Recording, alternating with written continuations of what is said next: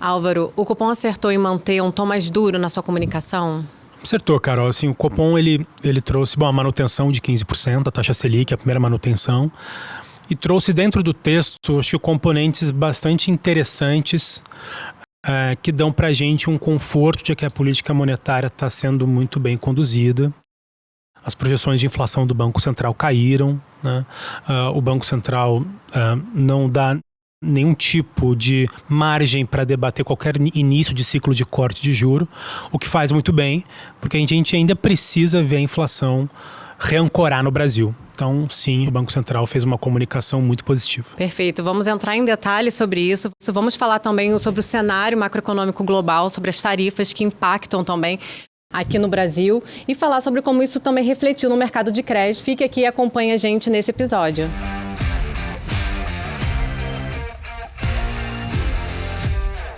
Eu sou Carolina Okamura, estou aqui como todo mês com Álvaro Frasson, estrategista macro Brasil. Seja bem-vindo, Álvaro. E aí, Carol, tudo bem? Obrigado pelo convite mais uma vez.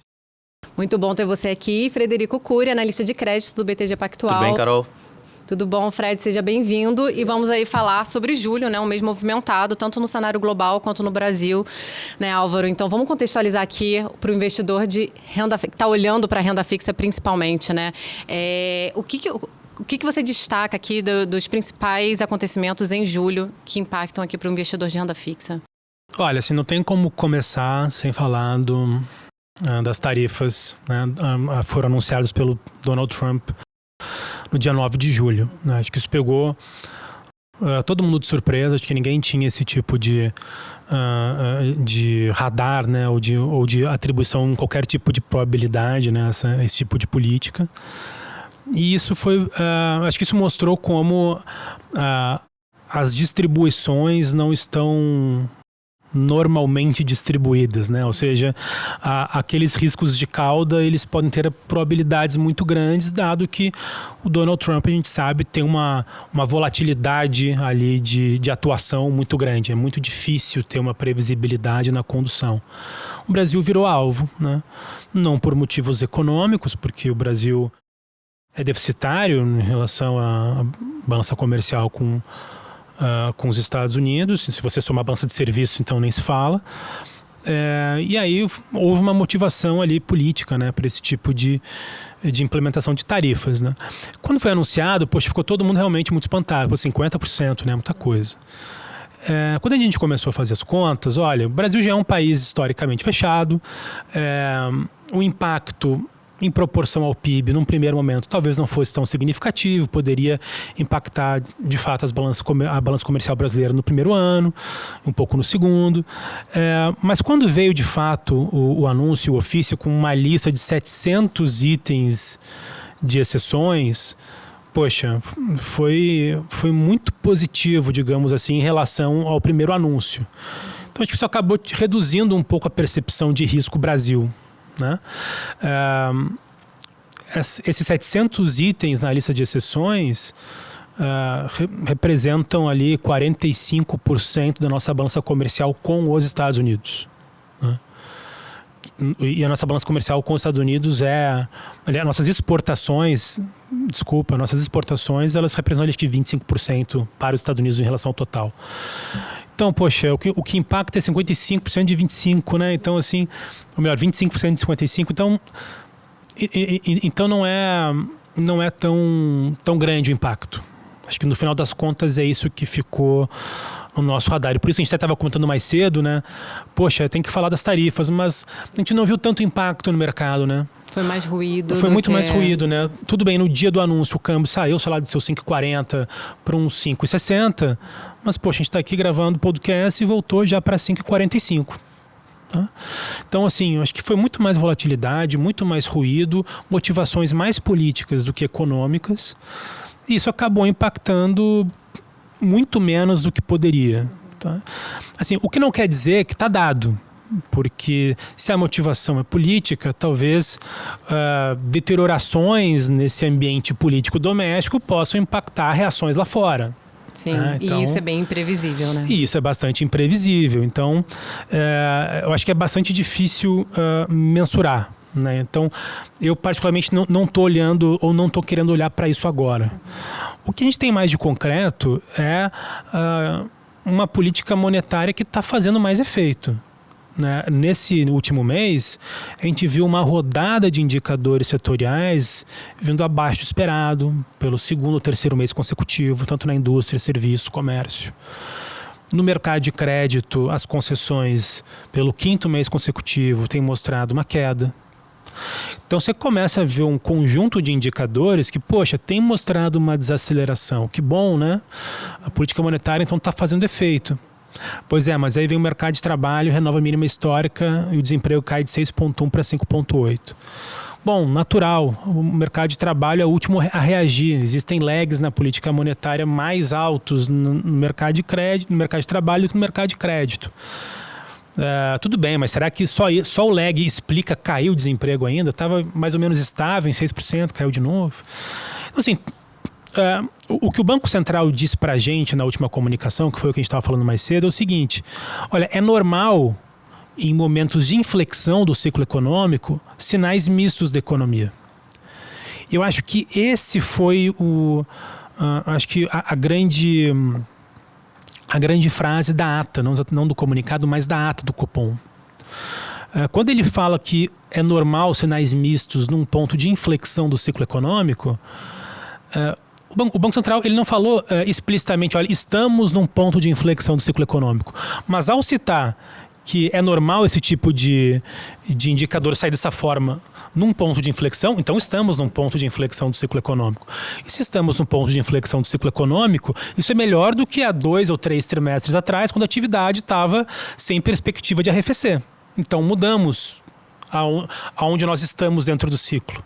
Se isso mudou, isso é mais positivo. E quando a gente olha para a inflação corrente, poxa, os dados de PCA 15 e PCA das últimas leituras vieram melhores, né? Os dados de serviços vieram mais baixos, sobretudo serviços intensivos em trabalho. Expectativas de inflação estão caindo, né? Então isso é muito bom. Então esse ambiente onde os dados setoriais vêm mais baixos, a inflação corrente vem mostrando arrefecimento, e esse debate externo que gerou estarifaço, né, que gerou ali um ruído gigante, mas no fim do dia manteve o pace de apreciação do real, isso mantém também o pace de reancoragem das expectativas de inflação. Então isso faz o trabalho do Banco Central ser mais fácil. Por isso que a gente já falou assim, poxa, o Banco Central acertou na comunicação, porque ele ignorou esses pontos de melhora, continuou falando que é necessário um período bastante prolongado. Ele manteve aquela frase de que não vai hesitar em reabrir um ciclo de alta de juros caso necessário. Não que alguém acredite naquilo, mas tudo bem, é importante, né, você falar aquilo ali para manter a curva controlada. Então, eu acho que o Banco Central acertou, os dados econômicos têm mostrado numa direção de maior arrefecimento da atividade, o Banco Central tem confirmado essa inflexão no ciclo econômico. Então, aparentemente, a gente está num ambiente acho que até um pouco mais otimista pensando nas expectativas de inflação. Eu acho que o câmbio, o dólar americano aparentemente está estruturalmente mais baixo mesmo, isso pode continuar no próximo trimestre. Globalmente, né? Globalmente falando, isso obviamente vai impactar positivamente no câmbio das economias emergentes e expectativas de inflação. Então acho que é um ambiente mais favorável para quem está em renda fixa com menos riscos de inflação.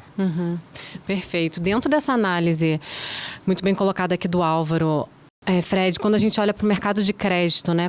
Como é que isso foi impactado nesse mercado? Teve algum setor que foi mais impactado ou menos impactado? Coloca aqui, acho que é importante. Apesar do baque ter sido, como o Álvaro pontuou, totalmente inesperado, e pela proporção, né, a ordem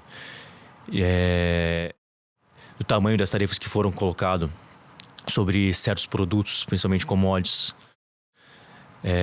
aqui no país, naturalmente gerou algum tipo de susto, um impacto mais pitoresco, né, em cima das companhias que principalmente tem uma parcela relevante da receita atrelada à exportação.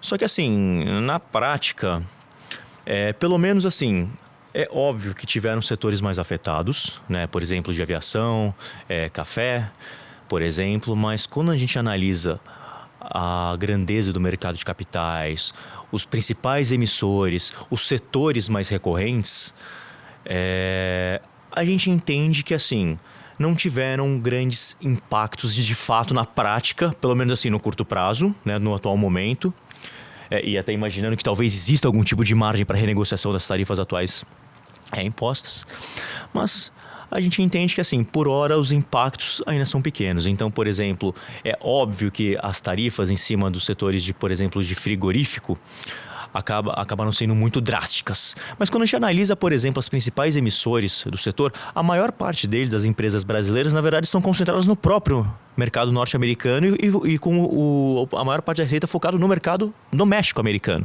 Ou seja, são, vamos dizer assim, autossuficientes em termos de produção e não dependem tanto de importações, principalmente do Brasil. Ou seja, também não seriam tão afetadas. Aqui já no Brasil, das empresas que têm a maior parte, vamos dizer assim, da sua operação concentrada na América do Sul e tem uma parcela relevante das exportações, geralmente elas não têm somente uma planta localizada no Brasil, que foi o principal alvo das importações. Tem também plantas de bois no Uruguai, Chile, Argentina, que não sofreram o mesmo tipo de volume de tarifas. Ou seja, ela tem outras regiões para justamente direcionarem suas importações e não focarem somente no Brasil, de forma que a receita consolidada não seria totalmente afetada. Isso foi só um exemplo, né, do que eu dei. Por exemplo, também a parte de açúcar, por mais que as empresas aqui do Brasil tenham uma parcela considerável também das exportações, essas especificamente são a região específica que justamente é direcionada para os Estados Unidos, também geralmente não acabam preenchendo um percentual tão relevante da receita das empresas, que também exportam geralmente para a China, principalmente, que ano após ano tem aumentado cada vez mais o seu consumo de açúcar. Acho que o mesmo exemplo vale também para a carne. A China cada vez mais tem sido um dos principais focos de importação do Brasil para carne bovina. Então, assim, eu só dei alguns exemplos até para a gente também não estender muito, mas acho que o ponto é que os impactos atualmente a gente não entende que serão de grande magnitude. Alguns setores, de fato, como aviação ou até mesmo café dentro do universo de commodities, podem ser afetados de forma um pouco mais brusca, só que dentro do universo de mercado de capitais, felizmente, esses setores não possuem grande relevância, de forma que poderia gerar algum tipo de efeito em massa, em cadeia negativo. Né, e, por exemplo, desencadear também diversas empresas pedindo RJ, tendo suas operações comprometidas. Não é o caso por hora. Tá? Então, assim, tanto é que, e aí o porquê a gente até entende que isso o mercado ainda não enxergou como algo muito crítico, a demanda por crédito privado corporativo, inclusive, até está assim, no ápice, comparado inclusive com se você quiser pegar só o ano de 2025, até comparando com 2024, que foi recorde de emissões no mercado primário e principalmente também de movimentação no mercado secundário. E o motivo dessa demanda tão brusca por ativos de crédito privado corporativo, eu acho que são dois pontos aqui, né? Os agentes econômicos principais e que demandam ativos por crédito privado corporativo, principalmente os isentos, entendem que, por enquanto, esses efeitos de tarifas não vão impactar em grandes magnitudes as companhias, principalmente que eu mencionei, que tem uma parcela da receita proveniente de exportações, especificamente para os Estados Unidos. Ainda não entenderam que isso vai ser um impacto muito relevante, primeiro ponto. E o segundo, aquela questão que a gente falou da MP 1303, né, que se de fato for consumada e vai começar somente valeria a partir de 2026, todos os ativos isentos começariam a ficar tributados. Então, muitos fundos de investimento, por exemplo, de crédito privado corporativo isentos, estão acelerando a sua captação de ativos, né, demandando por mais ativos de crédito privado, seja no mercado primário, seja no mercado secundário, justamente para assegurar um estoque isento, uma vez que todos os ativos a partir de 2026 que forem emitidos vão ser tributados, imaginando que a MP vai ser de fato consumada. E do lado da oferta, as empresas também estão justamente, vamos dizer assim, bastante interessadas em acelerar esse processo de emissão, justamente para evitar, né, vamos dizer assim, mitigar o risco dessa MP de fato começar a valer em 2026, uma vez que a gente entende que, se esses ativos forem de fato tributados, do lado das empresas, a gente entende que deve subir coisa de 30 a 40 bips, o nível de spread das novas emissões, o que acabaria impactando, consequentemente, o seu custo da dívida, consequentemente, uma despesa financeira mais elevada, consumo de caixa também mais elevado e aumento da alavancagem. Então, muitas empresas, até que não estão necessariamente precisando de caixa agora, estão procurando acelerar essas captações para assegurar uma dívida a custos mais baratos, imaginando que essa MP, de fato, vai prevalecer no ano que vem. Então, assim, o mercado de crédito privado como um todo, aqui só para resumir, está bastante aquecido ainda, seja no mercado primário do lado da oferta, como também no mercado secundário e também no mercado primário também sob a ótica da demanda.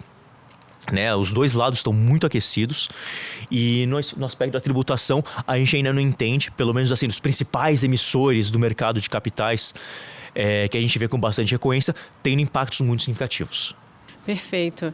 E dado toda essa análise, né, que o mercado de crédito, política monetária, o que está acontecendo no cenário, né, Brasil, vamos falar assim de forma prática, Álvaro, para o investidor aqui na alocação de renda fixa, o que ele deve olhar, o que está, onde estão, né, os bons yields, o carrego ali, continua a mesma alocação, mudou alguma coisa na visão de vocês? Então, no último mês, sei que o Tulipã me substituiu muito bem aqui no podcast, como não deveria ser diferente. E acho que ele comentou que a gente fez uma mudança no mês anterior, onde a gente optou por fazer uma posição subalocada em pós-fixado para financiar uma posição um pouco maior em bolsa, na verdade voltando para o nível neutro em bolsa. Né? Então, assim, dentro da renda fixa, a gente continua muito otimista com juro real. Então, a gente acha que esses níveis de 7% seguem super atrativos. Essa queda das expectativas de inflação devem provocar, ou deveriam provocar, um fechamento de curva ao longo do tempo.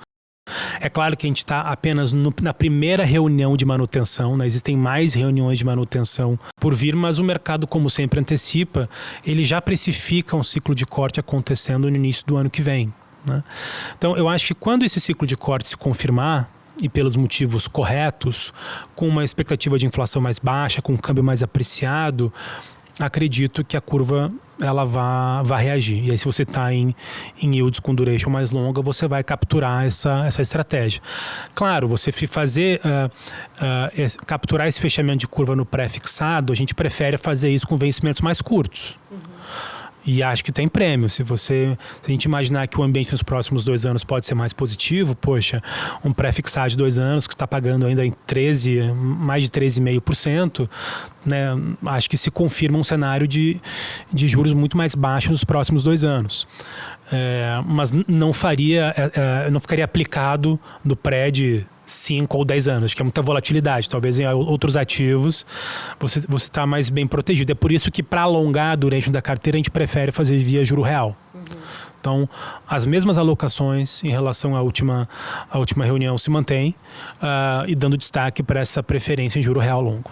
Perfeito, prestar atenção, né? Isso aqui é fundamental para você que está olhando para sua carteira de renda fixa. E, Fred, vamos aí para a última pergunta, como sempre, a gente falando sobre o Top Picks. Teve alguma mudança? Sim, tiveram. E desde já nenhuma por conta justamente das tarifas, né?